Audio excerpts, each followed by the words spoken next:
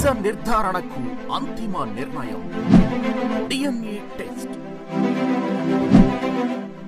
ఉన్నది ఉన్నట్లుగా వాస్తవాలను శోధించి వివరించే మన డిఎన్ఏ టీవీ, మన రాష్ట్రం, మన ఛానల్. బియ్యం దొంగ పేరు నాని గారు మొన్న విజయవాడలో మీడియా మిత్రులతో మాట్లాడుతూ కొన్ని వ్యాఖ్యలు చేశారు. వంశీ గారికి గనక ఏదైనా కనుక హాని ప్రభుత్వం ద్వారా జరిపితే రాష్ట్రం అల్లకల్లోలం అయిపోద్దని చెప్పేసి చెప్తున్నారు.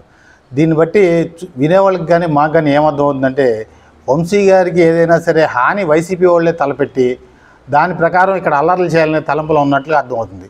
వాళ్ళ గత చరిత్రలు చూసుకున్నట్టయితే పోయిన ఎన్నికలకు ముందు వాళ్ళ బాబాయిని చంపేసేసి ఏ రకంగా సానుభూతి పొంది ఓట్లు పొందారో వాళ్ళకి ఆ చరిత్ర ఉంది. రాజశేఖర రెడ్డి గారు హెలికాప్టర్ ప్రమాదంలో చనిపోతే ఏ రకంగా సంతకాల సేకరణ ముఖ్యమంత్రి కోసం చేశారో ఆ చరిత్ర ఉంది. సేమ్ అదే ప్రకారం ఇప్పుడు మళ్ళీ తిరిగి ఇలాంటి ప్లాన్లు చేస్తున్నట్టుగా అక్కడ అర్థమవుతుంది. వంశీ గారికి వీళ్ళే హాని తలపెట్టి ఆ వంకతో ఇక్కడ అల్లర్లు చేయలేటువంటి పన్నాకం జరుగుతామని చెప్పేసి గమనించుకోవాల్సిందిగా వంశీ గారి భార్యకి విన్నవిస్తున్నాం మేము. ఆవిడ మా ఆడబిడ్డగా, అమ్మ నువ్వు జాగ్రత్త పడమ్మా, వీళ్ళు ఏదైనా సరే ప్లాన్లు చేసి ఆయనకి ఏదైనా ఇబ్బంది తలపెడతారా అని చెప్పేసి ముందుగా ఆవిడికి తెలియజెప్పాలని చెప్పేసి మీడియా మిత్రుల ద్వారా తెలియజేయాలని చెప్పి కోరుకుంటున్నాం. అలాగే బియ్యం దొంగ పేరు నాని మాట్లాడుతూ వంగవీటి మోహన్ రంగా గారితో వంశీ గారిని పోల్చాడు.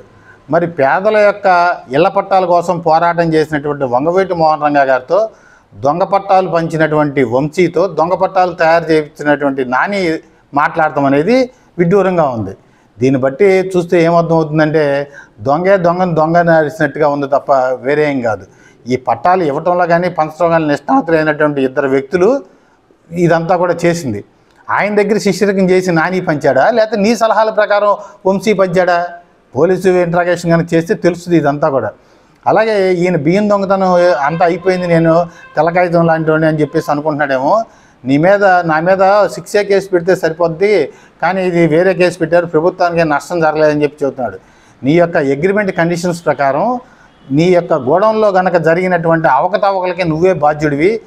అక్కడ ఉన్న స్టాకుతో పాటుగా స్టాకు కనుక వేరియేషన్ వచ్చి స్టాకు కనుక నష్టం జరిగితే నీ మీద క్రిమినల్ యాక్షన్ తీసుకోమని చెప్పేసి నువ్వు స్వయంగా అగ్రిమెంట్ చేసినటువంటి సంతకాలు నీ అగ్రిమెంట్ కండిషన్సే ఉన్నాయి. ఇక్కడ కనుక బియ్యం కనుక పోతే ఆ కండిషన్ ప్రకారం క్రిమినల్ కేసులు పెట్టాలండి. ఇవన్నీ విచారణలో ఉండగా నేనేదో స్వచ్ఛీలని చెప్పేసి బయలుదేరుతున్నావు. రేపొద్దున ఈ యొక్క లిక్కర్ కేసులో జగన్మోహన్ రెడ్డి అరెస్ట్ అయితే పార్టీలో నేనే ద్వితీయ శ్రేణి నాయకుడిని కాబట్టి నేనే ప్రథమ శ్రేణి నాయకుడికి వెళ్ళిపోతాను కాబట్టి అని చెప్పేసి నువ్వు మరింత ఉత్సాహంతో మాట్లాడుతున్నావేమో. కాబట్టి కాస్త తగ్గి మాట్లాడయ్యా. నీ అన్నీ కూడా ఇక్కడే ఉన్నాయి. నీ దొంగ పట్టాల కేసులు కానీ ఎయ్యి కూడా ఇక్కడ సమస్య పోలేదు, అన్ని విచారణలు జరుగుతున్నాయి.